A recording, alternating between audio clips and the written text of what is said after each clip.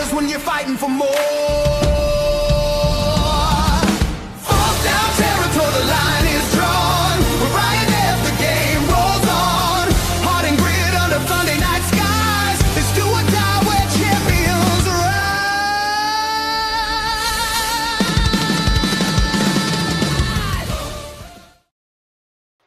rise. Ladies and gentlemen, welcome to Four Down Territory here on the Cole County Entertainment Network. I'm Ryan Neff, your host. Lots to talk about. Lots and lots to talk about. Thanks for joining. If you're watching live, you're going to catch the replay on the YouTube or the Facebook or the X or whatever they call it now. But welcome, my little chickadees. So, what do we witness this weekend? Well, let's start with the Denver-Buffalo game. I had Buffalo winning, by the way. Look,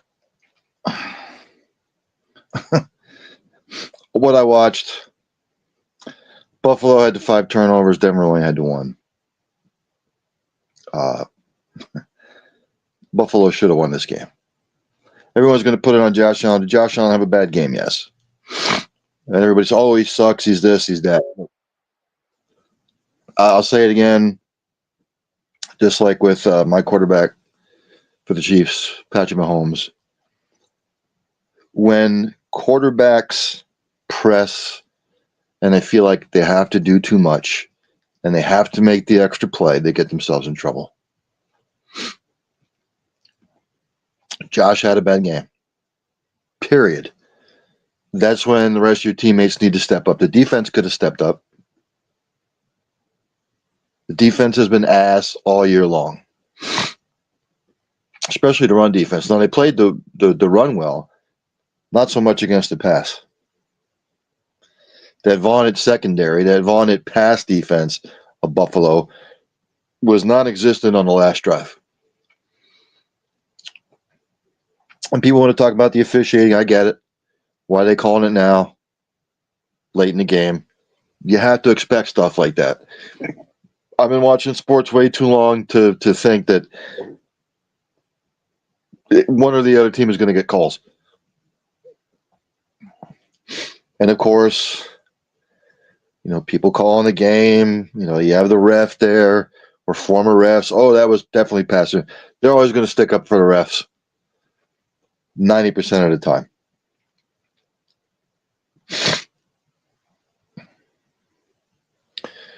Look, Josh is 25 of 39, 283, 3 touchdowns, 2 picks.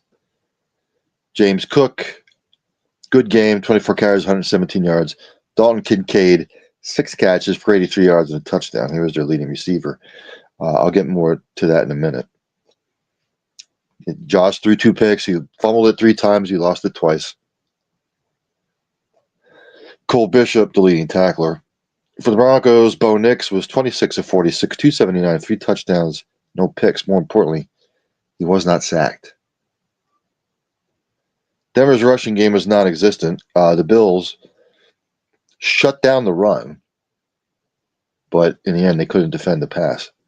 Marvin Mims Jr., 8 catches, 93 yards, and a touchdown. Alex Singleton, 14 total tackles. Team stats. Both were about the same on 3rd down. Each converted their 4th down. But again, turnovers kill. And the Bills still had a chance to win. I had more of an issue with go to overtime. The Bills stop them on their opening possession. The Bills stop the Broncos. They get the ball back. They're driving. It is 3rd and 10. And instead of trying to pick up the 1st down to get closer to a field goal, worst comes to worst, you don't pick up the 1st down, you punt them deep in their own territory, and you play law of averages.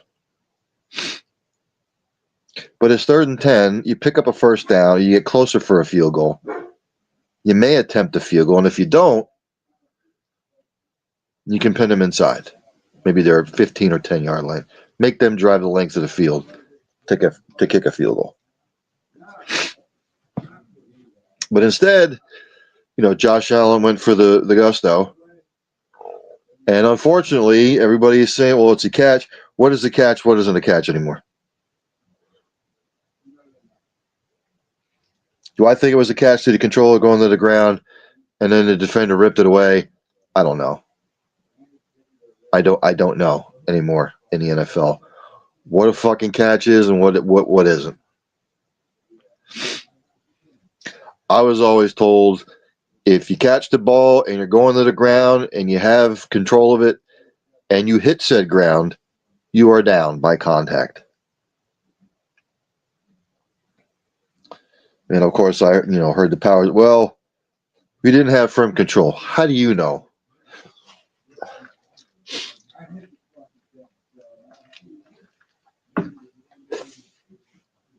And if they're going to the ground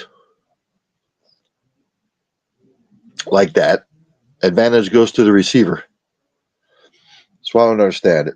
But again, Sean McDermott got fired because of this game. People want to say is because the way Josh Allen played the defense. This is just a culmination of the 8 years or however long McDermott's been there. It's not being able to get over the hump. And people want to say, well, there was no Mahomes, there was no Jackson, there was no... It is a team effort. And yes, I'll say it again. Josh Allen had a horrific game. A horrific game. Well, he does it all the time. Again, when you press, you feel like you have to be Superman every play, especially with the way your defense is playing. I get it. I can see both sides of the argument. But it is a team effort. Both defenses sucked.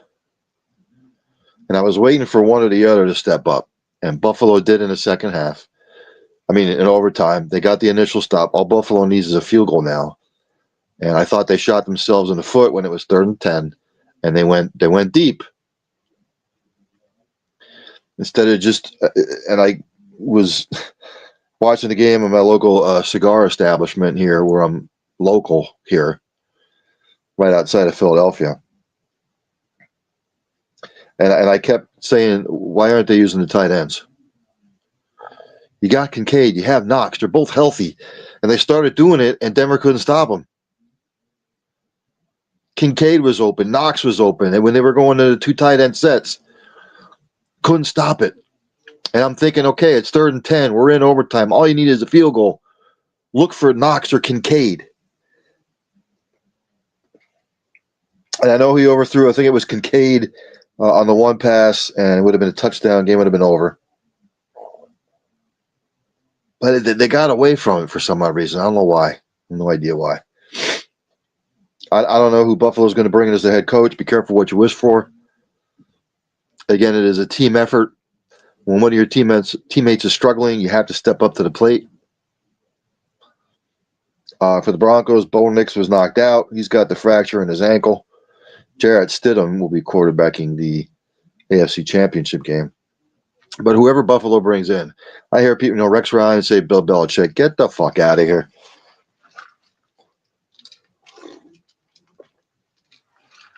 They don't need another defensive-minded head coach. What they need is an offensive-minded head coach. I can see Mike McCarthy going there. I could even see Buffalo reaching out to John Gruden. I know it would be a stretch.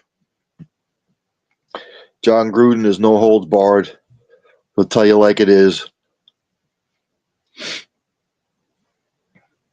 But I think that's what they need. And had I been coach of Buffalo and if I would have seen Josh was struggling that bad, I would have benched his ass for a series. Let him catch his breath. Let him refocus. Let him exhale. Let him reset.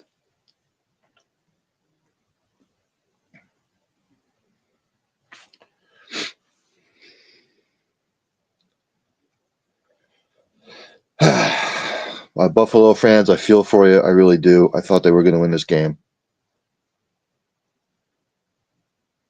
But Denver just made one more play than the Broncos did. And I guess the you turned it over 5 times and you still had a chance to win the game.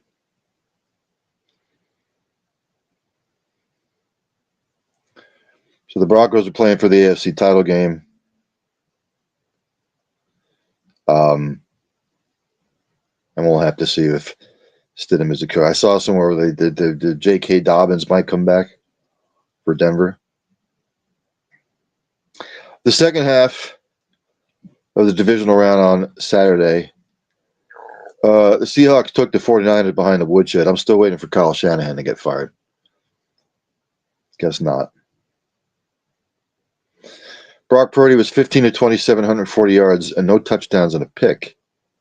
San Francisco rushing collectively 27 carries, 108 yards. Jake Tungus, 5 catches, 59 yards. D. Winters and Eric Kendricks, 9 total tackles.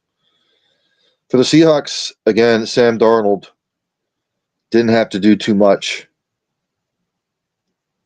12 of 17, 124, a touchdown. More importantly, no interceptions. Kenneth Walker III carrying the load, 19 carries, 116. He had 3 rushing touchdowns. Cooper Kupp,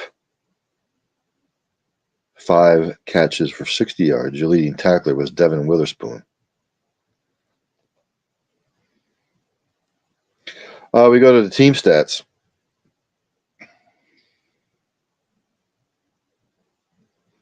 Again, you can't run the football and you turn it over 3 times. More often than not, you're going to get your ass kicked. And that's what happened to the 49ers. 49ers went for it on 4th down 3 times. They didn't pick it up.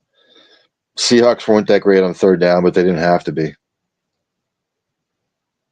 So Seattle won the rushing battle. They won the turnover battle. Did I think it was going to be an ass kicking? Hell no.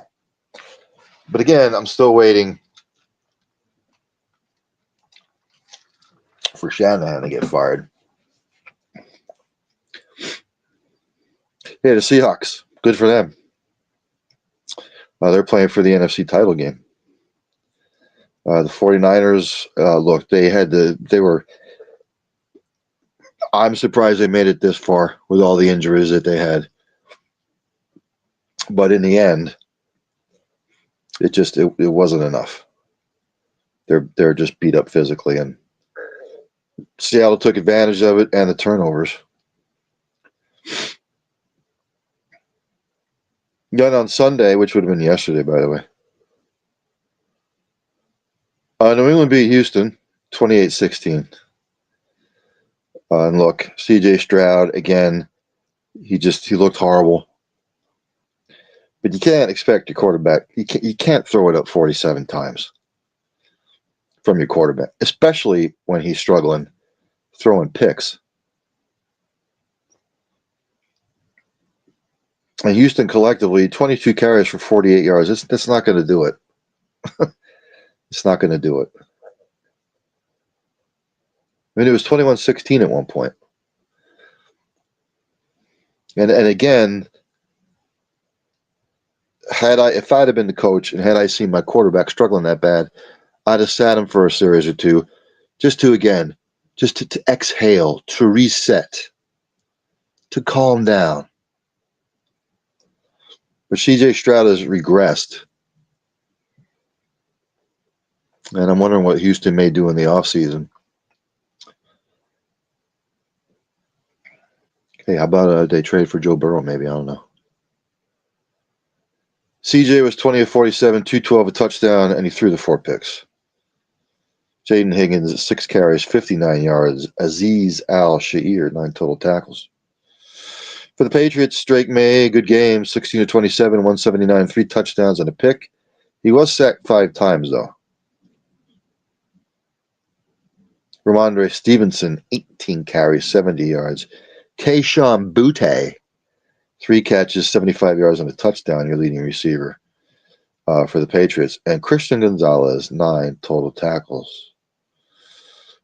Team stats, again, it was a turnover fest. Texans turned it over 5 times. The Patriots turned it over 3 times. Fugly from that standpoint. Houston wasn't able to run the ball. New England was. New England won the turnover battle. New England was horrible on 3rd down, by the way. They were 3 of 14. Houston was 7 of 17 on 3rd down, but again, you turn it over 5 times. And it was the Patriots were handing back the gift. So it's the Broncos and the Patriots, much to my displeasure. They're playing for the AFC title game. The Texans, championship defense, need to figure out what they're going to do at the running back position. One, and also, what are they going to do with C.J. Stroud?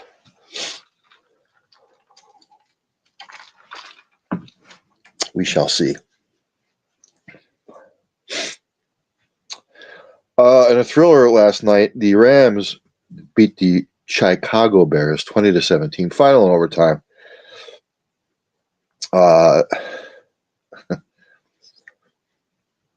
It was 17-10. The Rams were ahead, and then Caleb Williams, playing backyard football like he always does, he found his tight end in the end zone. Wasn't enough, though. Rams prevail in the frigid coldness there at Soldier Field. Matthew Stafford was 20 of 42, 258, no touchdowns, more importantly, no picks. I still think that finger on his throwing hand is bothering him. Kyren Williams, respectable, 21 for 87 and 2 touchdowns. Your leading receiver was Colby Parkinson, 3 catches, 56 yards.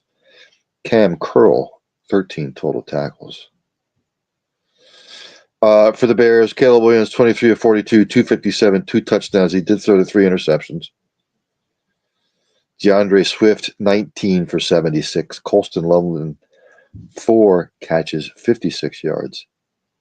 Jaquan Brisker, 14 total tackles. Team stats.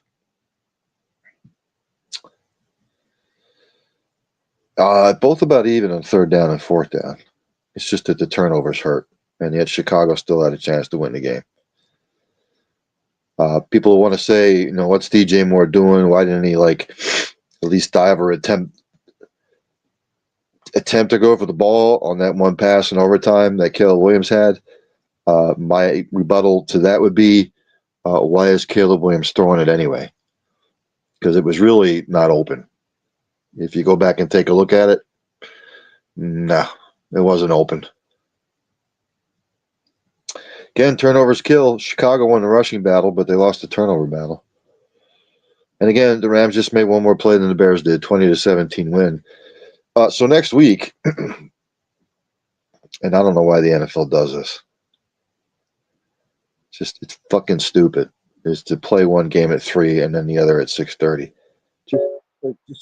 Just stick to it. You play the first game at 1, and then you play the second one at 4:30.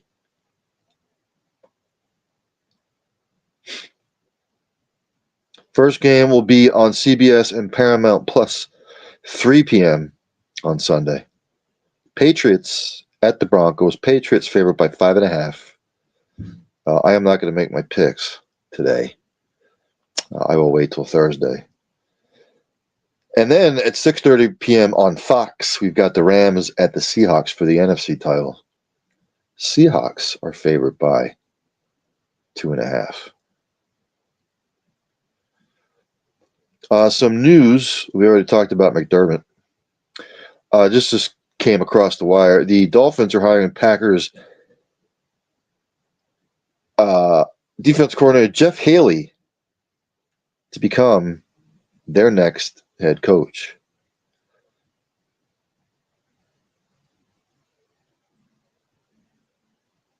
That's all it says. If you remember, he was the head coach of Boston College before he went to Green Bay. He went 22-26 in 4 seasons there. He's been defensive backs coach for the Buccaneers, the Browns, and the 49ers.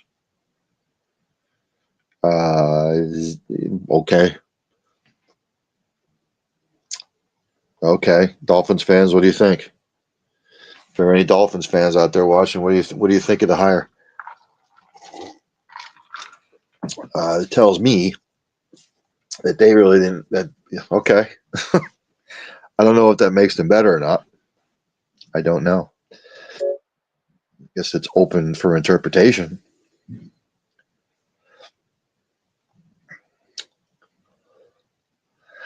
Some other news and notes from around the league. George Kittle says that he wants to get back early from his Achilles tear. Good luck with that.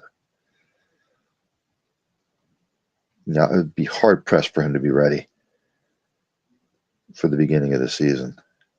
Zach Charbonnet, he is out for the rest of the playoffs. He suffered a knee injury, significant knee injury. Looks like they're saying he has a torn ACL. So Kenneth Walker III will have to carry the bulk of the running back duties. Talked about J.K. Dobbins may come back for the AFC Championship game.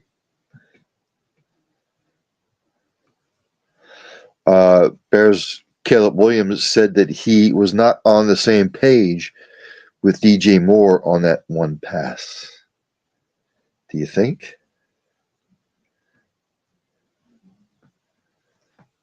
Okay.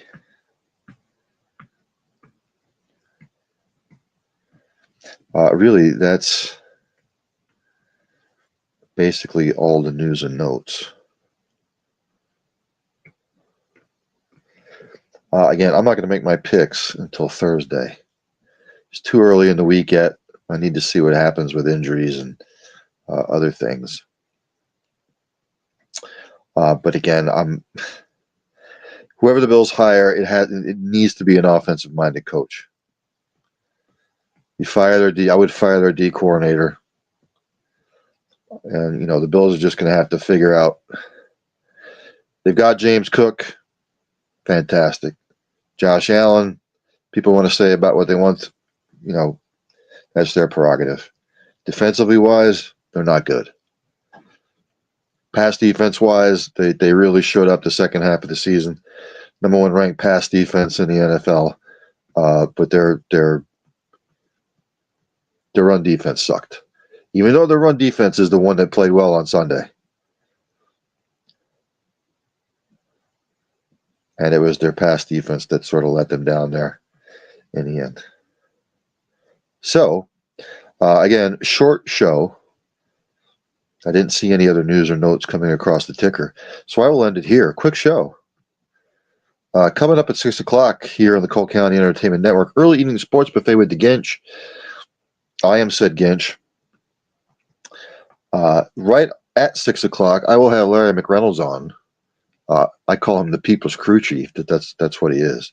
Going to pick his brain about NASCAR going back to the chase for the championship, the tweaks that they've made to the point system. Right, and it's been a rough off season for NASCAR and the NASCAR community with the tragedy with Greg Biffle, also with Denny Hamlin's father. I'll pick his brain about that, and I promise I won't bore him to death. And then coming up at 8 o'clock here on the Cole County Entertainment Network, Patterson Avenue Fanatics with Mr. Allen, Mr. Tom, and Mr. Fuji, Manny, Mo, and Jack. Check them out at 8 o'clock right here on the Cole County Entertainment Network. So, for that being said, I will see everybody. What time is it? It's 5:25 here on the East Coast, 2:25 on the West Coast. I'll see everybody at 6 o'clock for Early Evening Sports Buffet with the Ginch. Catch you then.